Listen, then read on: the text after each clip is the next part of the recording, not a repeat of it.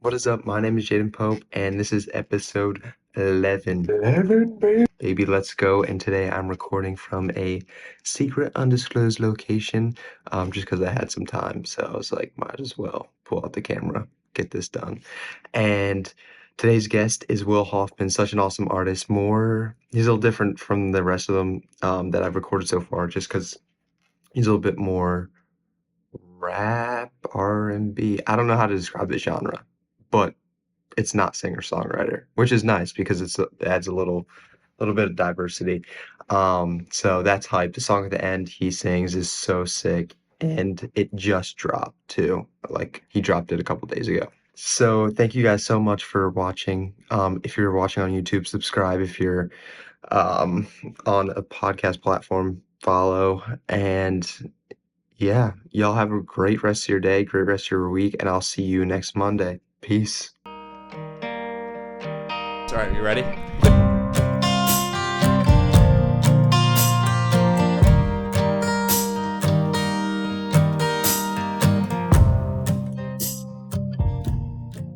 We'll figure it out, dude. We'll figure it out. Will Hoffman, dude, thank you for being on. Yeah, baby. Yes. We'll get it started. Thank you. Finally, bro. We've been planning this for probably about, I don't know, like 3 weeks. I was gonna say 3 weeks or a month. Phone tag. Yeah. I like to not cancel, but just random plans that come up. So Random plan. well, I mean, I texted you like 20 minutes ago, and I was like, "Can Yeah. you do right now?" Yeah. And right now is working. Right now is currently happening. So it's perfect. Yesterday you were like, let's do 8 p.m. And I was like, I go to bed at 9. I was basically just saying that must be nice. You go to bed at 9. You're like, yeah, you should try it. And I was like, my brain doesn't. I don't work that way. How much caffeine do you consume in a day? That's why. Okay, that's why. Makes sense. Right now I'm at like either just a Celsius or a Celsius and pre-workout, Dude. or 2 Celsiuses. Either 2 Celsiuses or some good pre-workout and a Celsius, or just pre-workout. That's pretty good. That's all right. I mean, it's really not good. It's like 400, 500 milligrams I every used to day. work with a guy who started his day. Like, I did sales for a while. He started his day, like, woke up. Like, he didn't even wait. And he Yeah. just consumed pre-workout, Wow. which is It's terrible. just itchy at work. Oh, yeah. He had, he was, like, all the time, dude. He was just, like, bringing the Yikes. energy, which I liked. Yeah. I love when people bring the energy, so. Dang. I It's mean, good. I figure like people tell me that my heart's going to stop, but there's a lot of stuff I used to do where like my heart should have stopped, and I'm not doing those things anymore. So I'm like, bro, trust me, I'm fine. Like, I'm not doing what I used to be doing. The caffeine was going to be okay. Yeah. But yeah, we were talking about that outside of class. That's what I wanted to say, bro. In the middle of class, so Oh, yeah. she never. Wait. All right, so we're in a third-year writing course together, me and Yep. Pope, and for whatever reason, and like no hates anyone who loves English, I'm just not an English person, and I thought that like a lot of people here maybe don't enjoy writing big papers and talking about literature, but maybe I'm wrong. And so this English course is, I feel like most of the people in there are like they took it as an elective, like they really wanted to take third-year writing. Like, Oh, yeah. third-year writing, yes. That's exactly what a class I want to take and spend my time on. So I don't know. No one wants to read though in class. When she's like, "Can I please have some help reading? Like I'm really tired of talking. Who wants to read?" Oh, my God. Yeah, that's right. Yeah, no one ever. I don't know why I wasn't thinking this all day today because it was the funniest thing that happened. No one wants to. No one wants to read, and so I always read. And sometimes I'm really not paying attention, or I have these glasses on, and I'm like, the words are kind of like getting jumbled, and so I don't care. But anyway, I'm starting to read, and I was starting to read either slow or the words weren't really making sense coming out of my mouth. So I started laughing at myself because I'm like, it's literally just me. I laughed at the worst time. It was talking about poverty and like people that have no money and like some slums in Africa, which is not funny. But the fact that whatever I was reading, I was messing up on it kind of, and so I was just kind of starting to laugh like this to myself. And then I realized that I started laughing right when it was talking about poverty and like something not okay to laugh at. Yeah. And then I really started laughing, and then I could not stop reading. Like I had to stop reading because I could not stop laughing, and I was like, Oh, my God. Because I even interrupted and I was like, I did not mean to laugh at that. You And then handled was just, it in the best way possible. and then it was just funny. And she was Yeah. like, okay, do you need some help? And I'm like, Yeah. yeah, take it over. She was so nice about it. Yeah. Anyway. I'm glad it wasn't like one of those teachers that was like, I don't know, just was like, you just feel the weight of her disappointment. Yeah. Did you just laugh at that? Yeah, dude. It's probably because I've earned some credit from reading every time. Yeah, dude, for sure. It's whatever. Yeah, dude, you're carrying us in that class. So I'm a You're playing front. chess. This guy's playing chess. It's like building brain cells. And Yeah. what's well, that show called?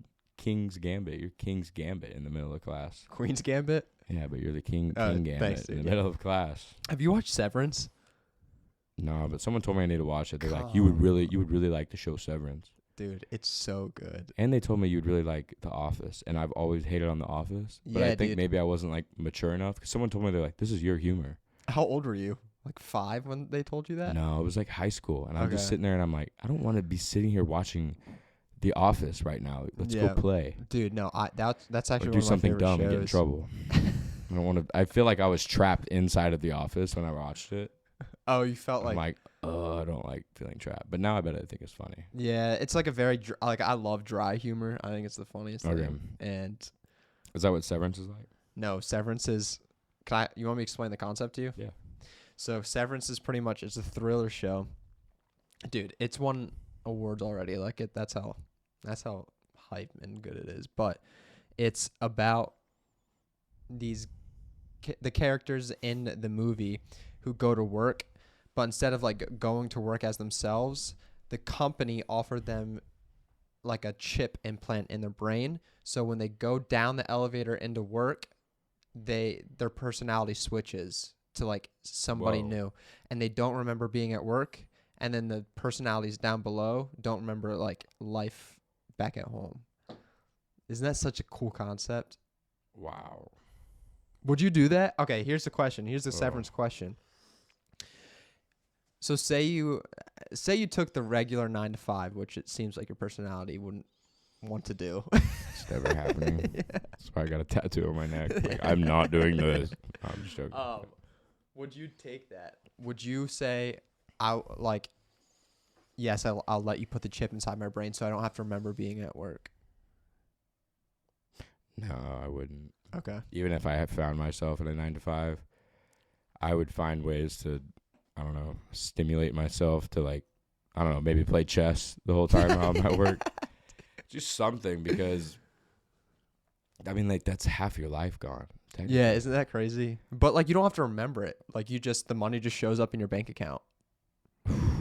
Isn't that you didn't even think maybe. about that. If it was a job I didn't like, yeah. Yeah. But Yeah. If it was a job I didn't like, I'd be like, yeah, give me the chip. If it was a job I could just like I could get by.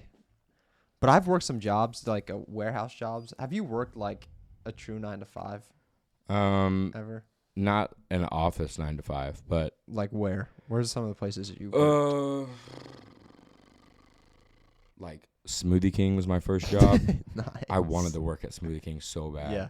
It was like I just turned 16 so I could start working in Texas, and I was like, Smoothie King. My mom was like, you really don't want to work at Smoothie King. You could probably try and find something better. I'm like, I want to work at Smoothie King. Yeah.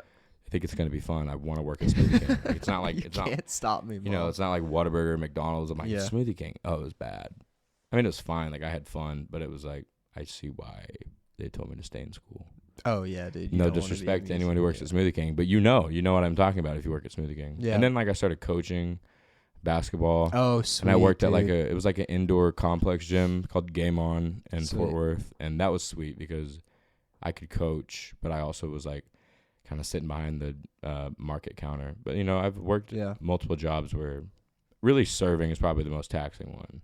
Oh, Because dude. it's good money, but like you're on your Yeah. feet the whole time. So I that's when you really refuse feel you're like, to okay, be in the food business, dude. Really? Yeah, I kind of can't. like it though. Really?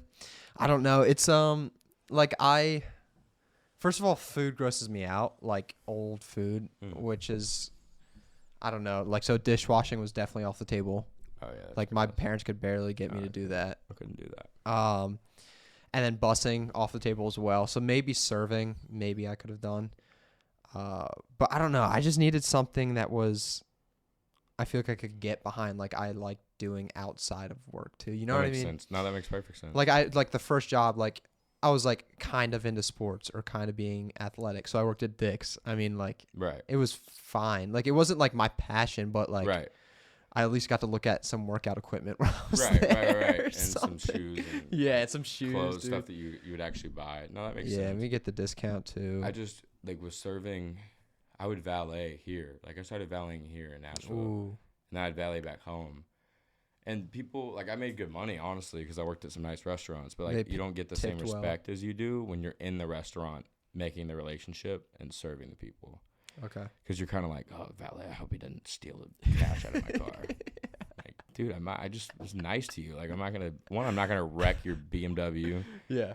I'm not gonna wreck your Ferrari, but like, I'm not gonna steal anything. Like, you would know it was me. But Yeah. I served at a nice restaurant last year in Texas before I came back to Nashville, and it was really nice. And I've never served before, Mhm. but they taught me really well how to serve like all of these like very high-end ways of serving, and it was like Like skills like Okay.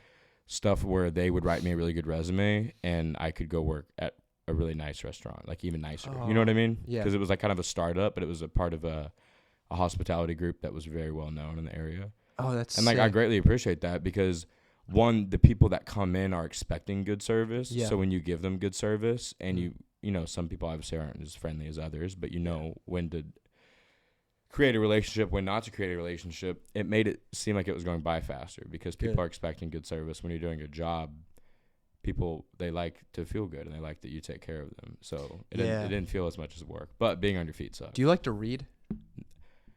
No. Okay, that's fine.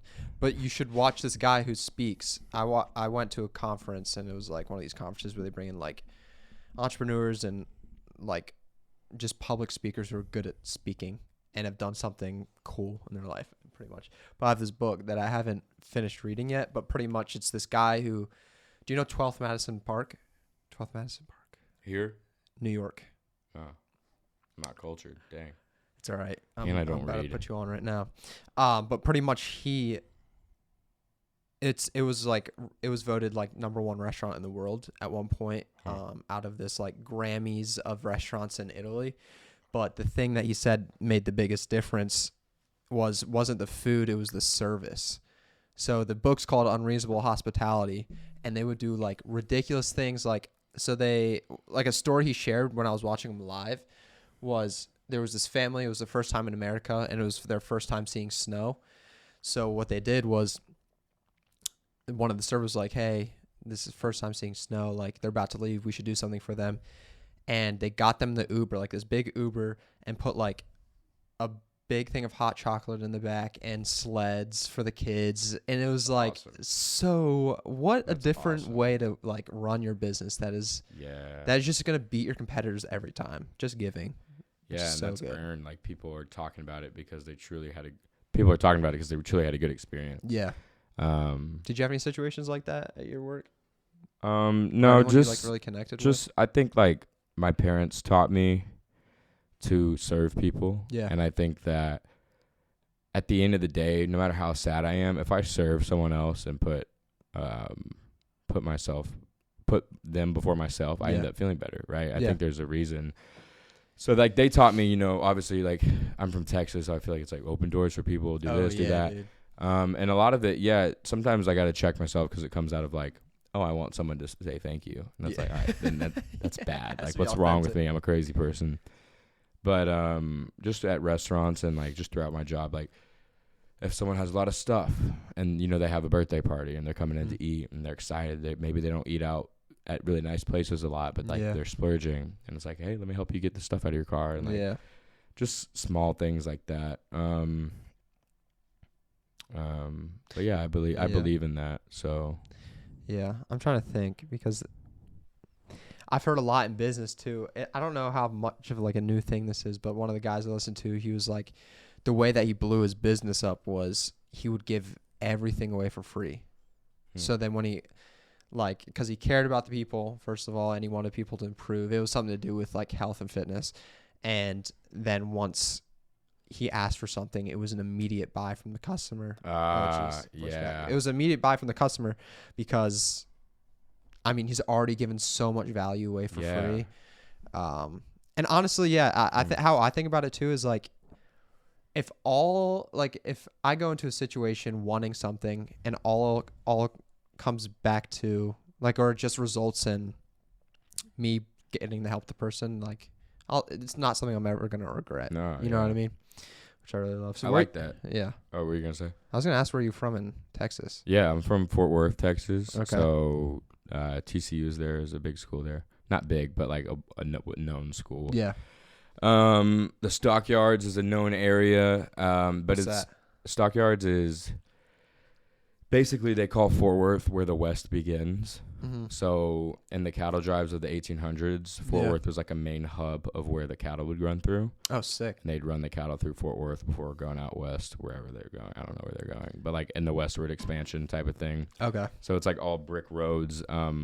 It's like real cowboy. I'm not a real cowboy. Like I grew up hunting and fishing. Oh, sick. But like I'm not a real. You didn't live on a farm or nothing. No, Yeah. and it's real cowboy town, but it's west of Dallas. So Dallas and Fort Worth are kind of connected by a series of massive highways.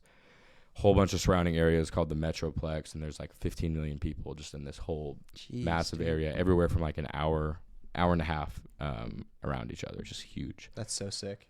But yeah, I like where I'm from. Yeah. What was I gonna say? I feel like I always talk to people and they always appreciate being where they're from way later in life. Yeah, way later, Way later, dude. because it came to the point like when I left, I was trying to prove everybody wrong. Not everyone, but I was also like, I hate home. Yeah. Gotta get out of here and like I'm gonna go blow up, baby. But I was doing it out of like, I was doing it out of like a bad taste in my mouth, and I got to go back home. Long story short, I went back home for a couple of years before coming back here. And oh, really? Yeah. I left Belmont, Nashville in 2022. I started in 2020. Went back home and took prereqs for a year for nursing school. Started nursing school. No way. Got a second chance at life. Went into rehab. Got out, and I was like, "What am I doing in nursing school? I've got songs in my head again. I'm gonna go back to Nashville." Well, let's talk about that. So that's something I've always found interesting because I was lucky enough to find something kind of like right off the bat, and I feel like it was pressured to look pretty early. You know what I mean? It was like once sophomore, junior year hits, you're starting to look at colleges, like you're starting to figure out like what you like, and I don't know, what was that? Because that process for me was a lot more simpler than it seems like it was for you. Yeah, I mean, my mom's a college counselor. Okay. At my school, so she knew about all these colleges. She like helps kids get into college, do applications, talk to schools, talk to them, talk to their parents, type of thing. And but she's my mom, so she heard about this. I remember she told me about it like when I was like in 9th grade. Okay. And I was like, it looks like a lame school, like stupid, weird liberal arts school with like a bear. Oh, they have D1 basketball, cool. Because I was like, I like basketball. You know, I played basketball my whole life. Nice. And then later on, like I visited junior year. And I was a crazy high school kid. Like I was a good kid, but I was crazy. Like I made good grades, but I was getting in trouble a lot. Okay. And that teenage angst. Yeah, that teenage angst turned into like a long, like early 20s domino angst. effect. Yeah. But I visited it, and I was like, if I'm gonna go to school, I'm gonna do it for music and like what I love. Yeah. And people, like I love people. Mm-hmm. Even when I wasn't as good of a person action-wise as I am now, I feel like I still love connecting people, talking to people, music. And so I really went because I was like, I'm going to get rid of everybody and I'm going to like go blow up. Yeah. And I kind of just got here, and it was during COVID, so I just like had a really good time. Yeah. Just partied a whole bunch. And I kind of just, I'd say that because it was like I was living an illusion. You know what I mean? So it was like I really wasn't even creating. I just kind of, in my mind, it was like I was living an illusion of like, oh, I'm already a rock star. Like, I didn't think that, but I was like, I was drunk and high all the time. So I'm like, oh, I'm already a rock star. I'm already living the lifestyle that like, because I had the wrong intentions, right? Mm-hmm. With my music, when it started, then like I was 10 years old, it was like I loved it, and I wanted to connect people, and I wanted to like be a good steward of the gift that God gave me. Yeah. But like over time, it turned into like, I'm going to prove all the people wrong that didn't believe me. I'm going to be famous, have women, drugs, money. And so, like, when I got here, it was like, oh, I'm already famous. Like, and then obviously it backfired. And, you know, so. Yeah, it's kind of, I've heard this quote. I don't know if it's a quote, but like a lot of people what they will do is they'll act a certain way to try to be the person that they want to be versus being the person that you want to be in order to kind of get where you want to go. You know what I'm talking about? Yeah. How people sometimes, like the online gurus, will buy will rent Lamborghinis or stay in a really nice hotel, use that to their advantage to show the world what they're doing, but not actually going through the grunt work and like the mud and like eating crap for years. Yeah. In order to be in order to be able to afford or live the lifestyle that they want to live. Yeah. Which They're I always just trying thought to was show off. interesting. Yeah. But I've always thought about that too, because I mean, if you were to ask anyone that knew me throughout this whole time, they're like, "Oh my gosh, like you stuck to it, and you've always been this way." Yeah. Like how I'm living now. But there's an aspect of a strong period of time where, like you said, it was more about showing than it was doing. But Yeah. I feel like a lot of that is like an outward manifestation of. Now, there's one difference between like me renting a Lambo and flexing it when I have no money to rent a Lambo and flexing it. Yeah. But there's That was a another very thing of like, extreme example, well, no, but yeah. I know exactly what you're saying. And there's Yeah. another way of me being like, okay, I'm going to treat people like I'm a rock star, not in a bad way, but What in do a you good way. I mean, like, I'm going to carry myself as if though I'm already living the life of my dreams. Okay. Because one, it's the same life. Yeah. Two, the only moment that exists is right now. Yeah. So it's almost like practicing. Like, Yeah. I feel like I was always an outgoing kind of crazy person, like light of the room, tried to be, like put others before myself. Obviously, like I said, it got bad and I just was not a great person. But in terms of me wanting to touch people through my music on a large scale and connect people on a large scale, like when I go anywhere, even before I feel like the ball started rolling on a lot of this stuff, it was like I tried to at least be true to myself in the sense that I was going to carry myself a certain way despite what people thought of me at that time. Yeah. But for a while, I was like, I could prove all these people wrong, but I'm going to stick to it and treat people right. But at the end of the day, I'm like, I'm going to prove everybody wrong. Yeah, I think there's a difference between like holding yourself up to the standards that you believe that you can match versus holding yourself up in an arrogant manner. And I think it's like it can look very similar on the outside, but you can. I feel like there's always tells, and one of those tells I feel like is how you treat other people. Yeah, and it's not like just like holding the door for them or something. It's like a very more, I don't know, a deep passion for building relationships. for sure. Yeah, You know what I mean? And yeah, and like a lot of times, your biggest strength, I think, is your biggest can be your biggest downfall too. Yep. So like I know for a fact that I'm a people person and I love people and I love building relationships with people. And then the flip side of that, I've learned that part of my biggest weakness is I love when people give me validation. You know what I mean? Or I can love it. I can worship that. I can like put that above anything else. So then I've confused myself in the past where I didn't really realize who I was, like just growing up. And so I'm like, oh my God, I love people, but I'm awful. Like I'm just trying to get attention from people. Yeah. And like, there's a balance, you know what I mean? Not a balance in the sense that like you should get attention from people, but there's a balance in the sense of like, okay, sometimes, this is me doing it out of love. And the other times, this is me, I'm down. So therefore I'm going to show off and hold the door open for everybody just so I can feel something. And it's like, it's interesting, but it's like, I know that that's who I am at the end of the day, but it's only who I am if I'm doing it because I love it and I love other people, not because I'm missing something. Like I need to change the way that I feel. You know what I mean? Yeah, I got that. That's good, dude. What kind of threw you into music? Where'd you start? Where are you at right now? I guess start with where you grew a passion for it. Yeah.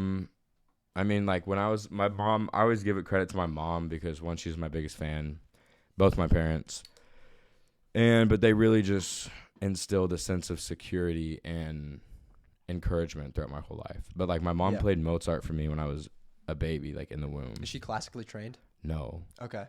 She's not. And like my dad, she played like the sound. Yeah. While Like you she were would, when I was in the womb, and then like as a baby, That's she would like play sick. Mozart in the house. Yeah. And she claims that's why I'm smart today. I'm like, all right, mom. But it is interesting, like, because third grade I started playing piano classically. Like I took lessons, like classically trained on piano. Dude. And so then by fifth grade I was playing like some Mozart, and it's cool. It was like maybe because she played, because there's not really any music in my family. Like my dad can sing. He sings in church. He's a good singer. That's awesome. And then my dad also like played the sax in high school for like a band. Bro, 1 year. what? That's so sick. He played like 1 year in the band. So he wasn't, and I'm not discrediting you, Dad, but like, You only played but one. like no one really does music. You know what I mean? But yeah, I started playing piano, did classical training. I wanted to quit. Because like I've always had songs in my head since I was a kid. Like 5th grade, I was rapping for the school. I do like raps and like I would write songs. And then 8th grade, I stopped taking lessons for classical piano freshman year of high school. I started playing for church bands. Okay, cool. Then I started making beats in 8th grade because I heard Travis Scott and Kanye, and I'm like, these beats, like these are crazy. And I was like, it wanted me, like I was making my own piano songs. Yeah. But I was like, it's something like I feel like I can do this. Like I hear this stuff in my head. I want to get it out. Yeah. So it took some time, but like I would make beats up until play for church bands, make beats up until like really senior year. And then senior year, my big brother in the industry, I call him like my big brother. His name is King Jerome with a C. That's sick, dude. His name's I call him CJ. His whole brand is like hood country, and he actually just shot a video here in Nashville. He's got like a distribution deal. He started to kind of he started to blow up. He's doing good for himself. Yeah. But he, before like any of that in senior year of high school, he was like, I like sang country as a joke to him because I was at one of his shows. Yeah. And he was like, no, that's a good song. Like that's a song. He was like, you got to sing, bro. Like you got a voice. I'm like, nah, dude, I don't sing. Like I was already getting shit for making beats. You know what I mean? I'm like, I can't start singing. Yeah, you know what I dude. mean? And part of me is like, my voice is still changing, but I like singing. Yeah. Because obviously, like, I sang to myself in the car, and he was like, no, you got to sing. So I'm like, okay, whatever. So I go to his house, we record like this pop country song. It's like, it's good. Like, I wouldn't release it, but like, it's a good song. We both love it. Nice. And then I was like, dang. So I always give him credit because he encouraged me to step out of my comfort zone and start singing. And then as my voice changed and I got more confident and, you know, practice with my own beats and singing, it's like I feel like the ball really started to roll. Yeah. But the biggest part was really like this last year coming back to Nashville because it's all content, image-based stuff as an artist. Yeah. And like I was just so scared to commit, honestly.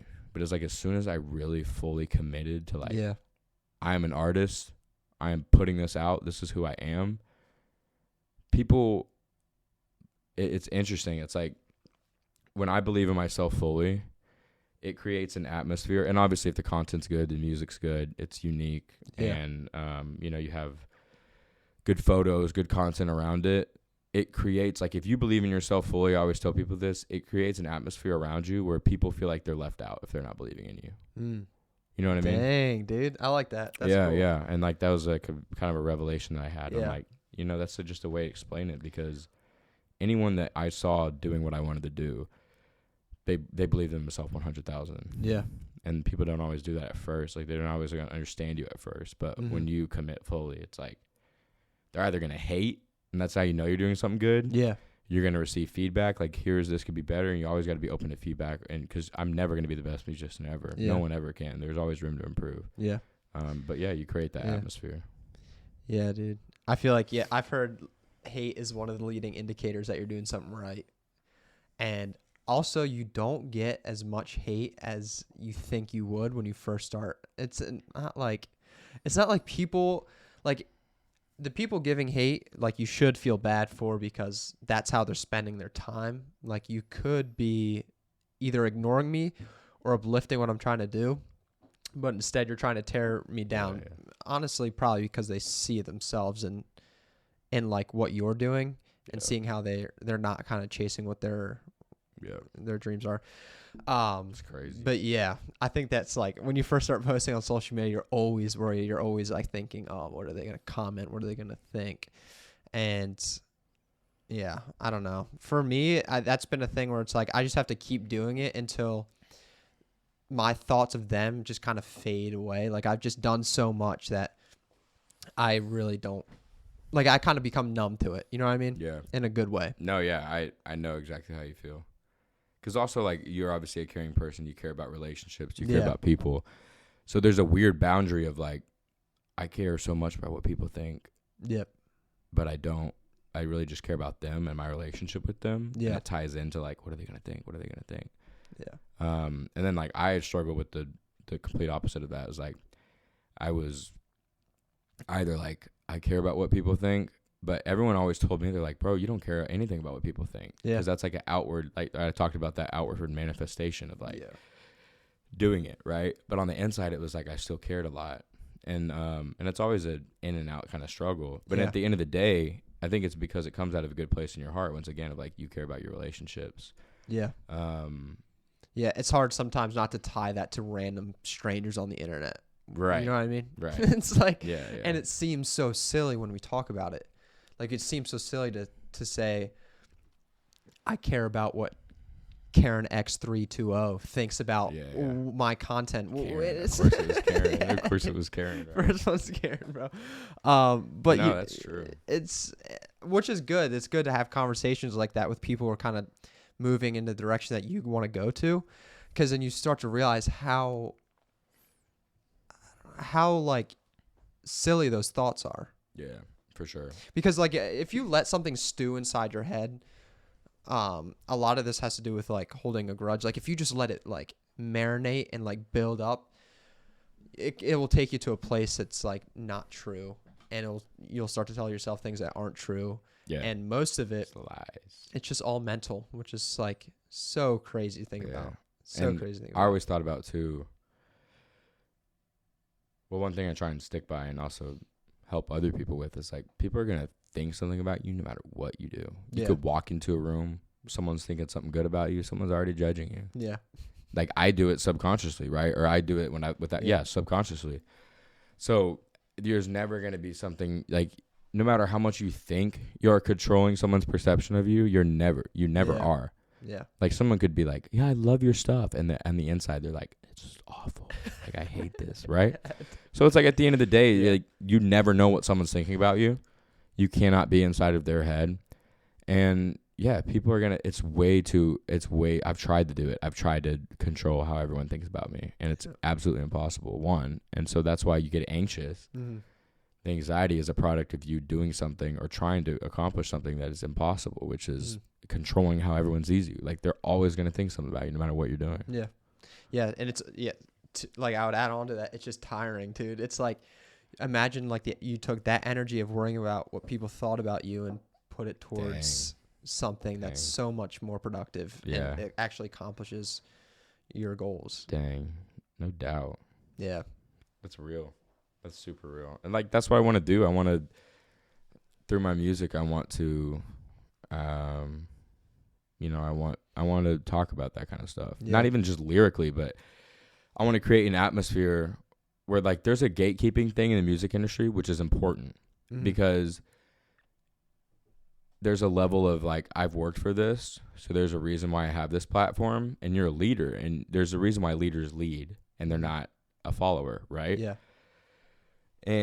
But also there's an aspect of like, I can still lead, but also talk about these things in interviews and whatnot. Like, let's say I have 1 million people following me. You know what I mean? Like, I want to be able to talk about these things in interviews and whatnot. Yeah. And not like just your leave brand. it out and be like, everybody else could figure it out. I obviously figured it out, but like, y'all figure it out. Cause like, that could change the world if people, if you're talking to, I always talk about like, one of the big things too is like, in any case, in a lot of cases, I have more to learn from the janitor sometimes than I do the CEO. You know what I mean? Yeah. I mean, obviously it's depending on the situation, but like as humans, like we've always glorified titles and there's a difference. Like there's a reason why the CEO is a CEO. Yeah. And that's no disrespect to the CEO, but sometimes I got to learn from the janitor that day. Like his lesson is more important. You know what I mean? Yeah. Because he's loving his life, whether he likes his job or not. Like something's way bigger. Like maybe whether that's his life purpose or not, there's something to learn from that. And like if we could start from the bottom up on a large scale level with someone who has a lot of following, I think that would create a large impact on people. Just like you said about the hospitality thing. Yeah. You know? Yeah. Yeah. I like to think too, like no matter who you're interacting with, like somebody always knows something that you don't. So it's like, it kind of like brings you into a humbling humbling sense of yourself, of understanding that someone knows something that you don't, that could benefit you. And it like really changes how you treat people. That's true. And like how you kind of look at, I don't know. It just like, because sometimes I'll feel on top, or like the CEO, and then just like reminding myself and putting myself back into that position of the janitor or whatever, by realizing that everyone has something to offer. I also want to talk about you were just talking about like you want to be able to communicate this with an audience, like your thoughts and emotions, not just lyrically, but through, I don't know, like how I would have put it is your brand. Yeah. You know what I mean? For sure. Like Kanye has a brand. Like everyone has like a very similar perception of him. And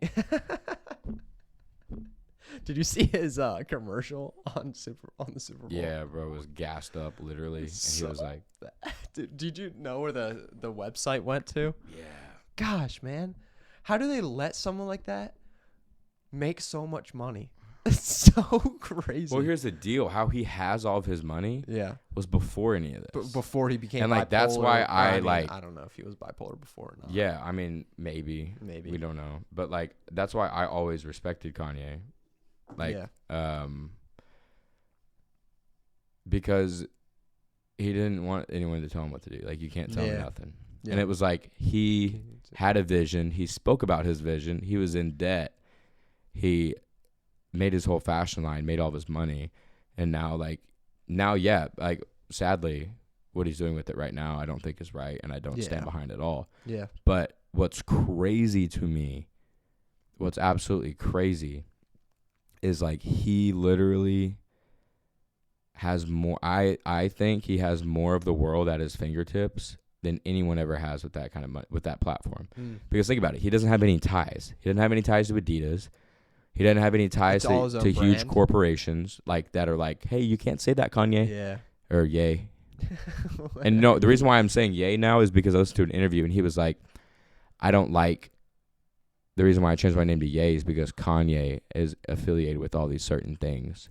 Like Kanye did this, Kanye did that, and now I'm just Ye. So like you have to associate with a new person. But now Ye is putting out all this Nazi stuff, and it's like, all right, I think I'm gonna say Kanye now. You know what I mean? Yeah, please go back to Kanye. Go back to Kanye. That was a lot better. But anyway, we miss the old Kanye. Right, dude. we missed the old Kanye. Straight from the go, Kanye. But yeah, anyway, but what's crazy, what I'm gonna finish about on that point is like,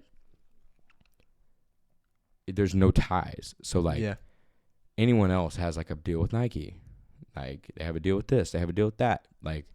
Or maybe they're Trump or Putin or Kim Jong-un. They have ties. You know what I'm saying? Kanye doesn't have any ties. It's literally him. So he's like, he can pay $1 million or however many, whatever he paid to get a Super Bowl ad and say whatever the hell he wants, which is scary. But it's also interesting because it's like he manifested that. Like he sought out to do that. Yeah. What he does with it, he's used it for good before. But what he's doing with it now is not good. Yeah. But it's like, it's so interesting that someone honestly broke through that. There's never seen that in history. Someone that's an entertainer or an entrepreneur go up to that level to have that amount of power over really the entire world. Like I'm sure people in Japan are like, oh, Kanye. Like look what Kanye is being stupid. Like he tweeted this, but like he's a billionaire. So like how is he doing this? Yeah.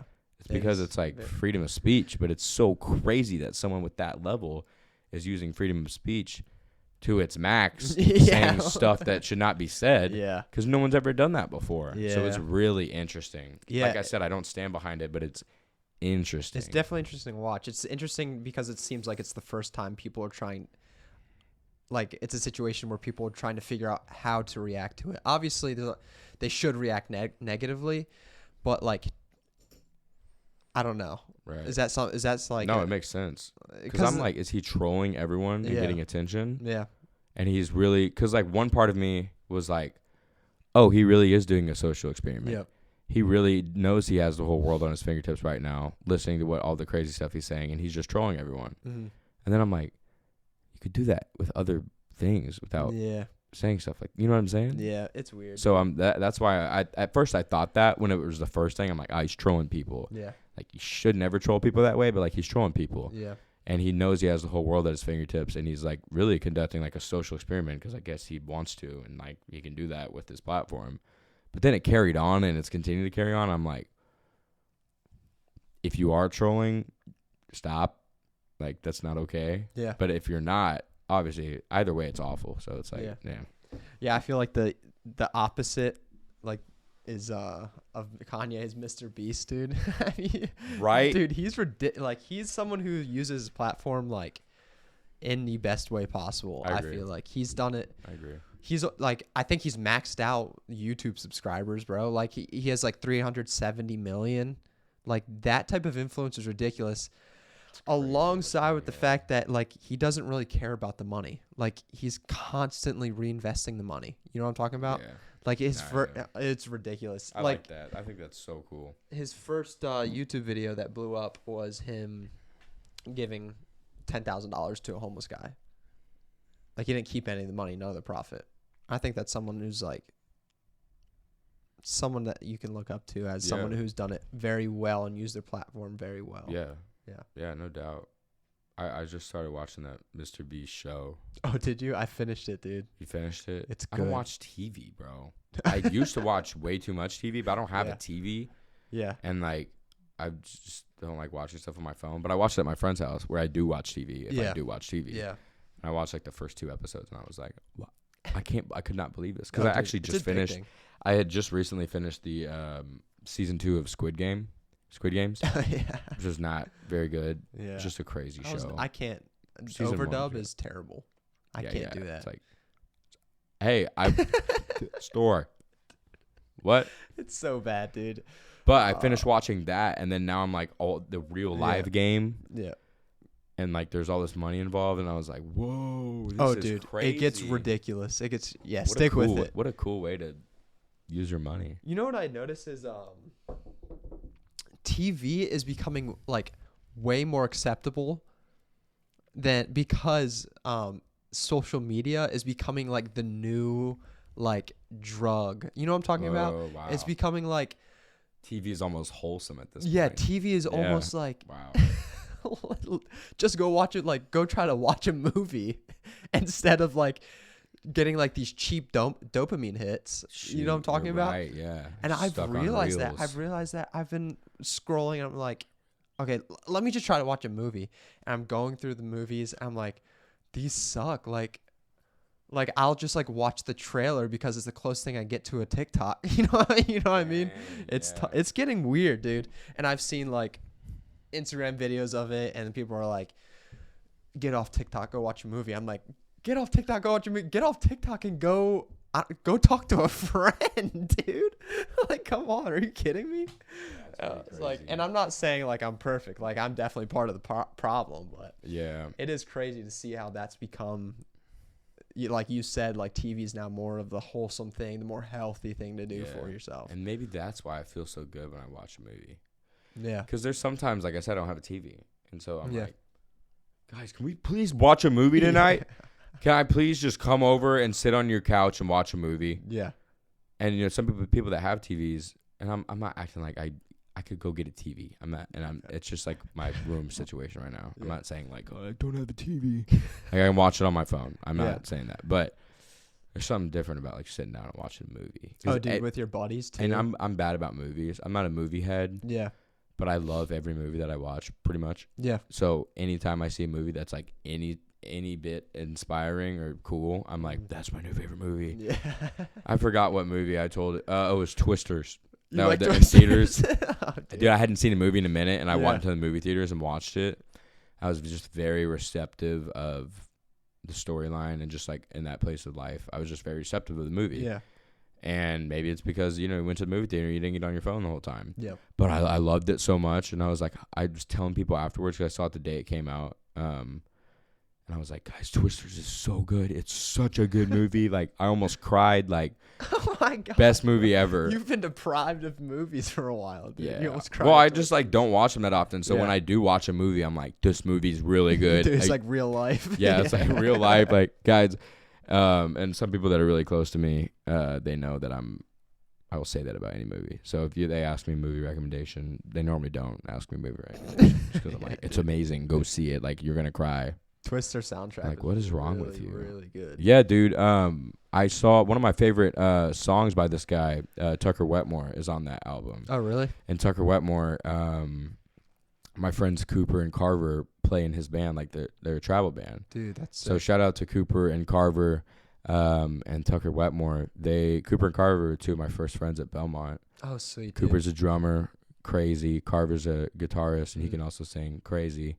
And yeah, they just stuck with Tucker before he even blew up, and then that's the best. I watched him kind of like just take off. So like they were already playing with him, writing, and then he had some good TikToks, started making some good content. Yeah, dude. Boom, just blew up, and now they're like, they're playing Good Morning America and stuff like that. No way. Yeah, I'm super proud of them. Sick.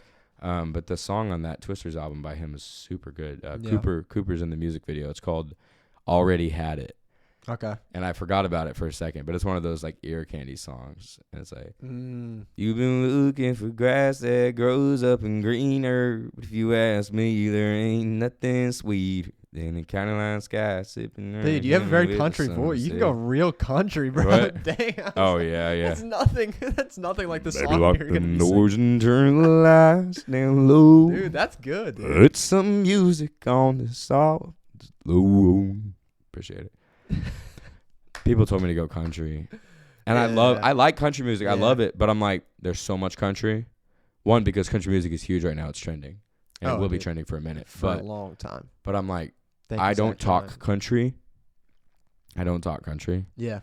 I'm probably more country than like some country artists, and I understand that. But like, yeah, I actually was thinking about it, because CJ was like, bro, you gotta go country. The guy I told you about, King Jerome, he's like, you gotta go country. You gotta go country. He likes my stuff, but he's like, you got too good of a country voice.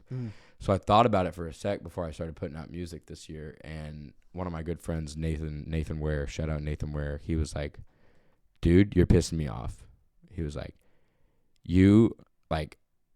your sound is so unique, and and he was like, and I'm not tooting my own horn here. This is just me like being appreciative of good friends. Yeah. And he was like, your sound is so unique. Like, you literally have developed your sound for so long, and that's why you're starting to put stuff out, and like, it's inspiring to me. So he was like, I'm gonna like shoot you if you keep thinking that you're gonna go country, or like you keep switching up on yourself. And when he said that, I was like, oh wow, okay, thank you, bro. And no disrespect, I love country, you know what I mean? I love good country music, but like, I would feel like an imposter, because I don't talk that way, and I put on a certain voice when I sing country, and it's like, then, keep it natural, dude. Keep it natural.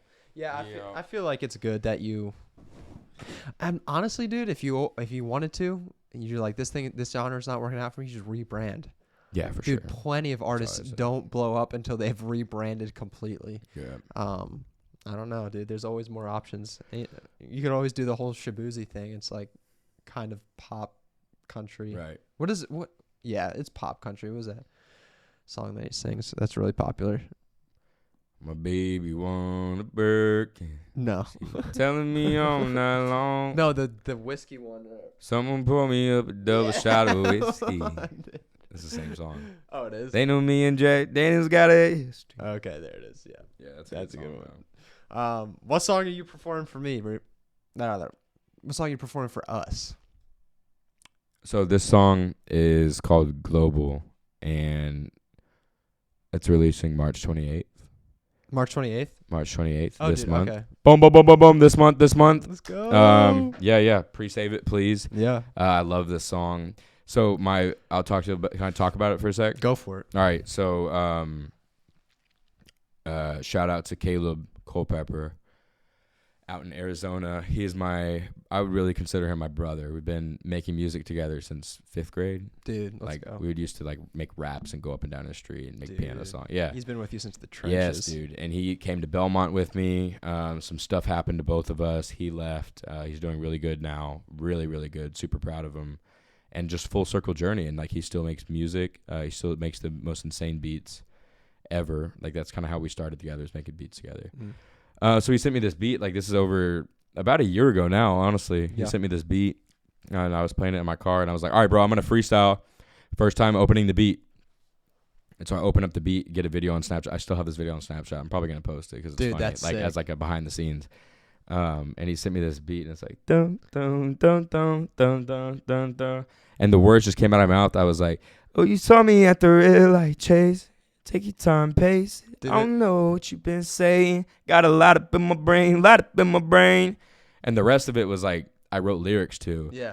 And then there's like the high part where it's like, "You know where to go. She goes around the world." That part. Good falsetto, dude. Trying. But yeah, that part I like.